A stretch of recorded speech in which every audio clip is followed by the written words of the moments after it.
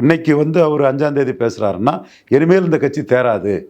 எடப்பாடி பழனிசாமி பல எதிர்ப்புகளை சம்பாதிச்சிட்டாரு.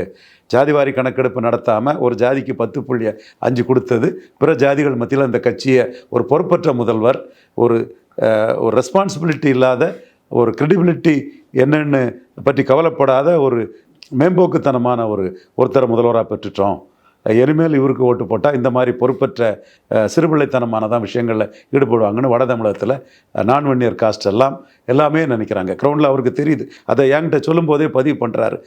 இப்படி பண்ணதில் எதிர்ப்பு இருக்கு வைக்கலன்னு பதிவு பண்ணுறாரு. அதே மாதிரி இவரோட சில நடவடிக்கைகளால் நான் கொங்கு வேளாளர்களும் கொங்கு மண்டலத்தில் எதிர்ப்பாயிட்டாங்க. பட் செங்கோட்டையனுக்கு அப்படி ஒரு எதிர்ப்பு கிடையாது. எந்த ஜாதிகிட்டையுமே செங்கோட்டையனுக்கு அப்படி ஒரு எதிர்ப்பு கிடையாது.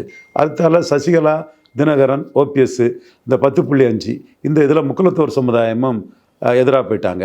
ஸோ செங்கோட்டையன் என்ன ஃபீல் பண்ணுறாருன்னா, எடப்பாடியை முன்னிறுத்தி காஸ்ட் நியூட்ரல் ஸ்டாலினை எந்த காலமும் தோக்கடிக்க முடியாது. அது அவர் செங்கோட்டையன் ஃபீல் பண்ணுறான்னு நினைக்கிறீங்களா? உறுதியாக ஃபீல் பண்ணுறாரு. 100% ஃபீல் பண்ணுறாரு.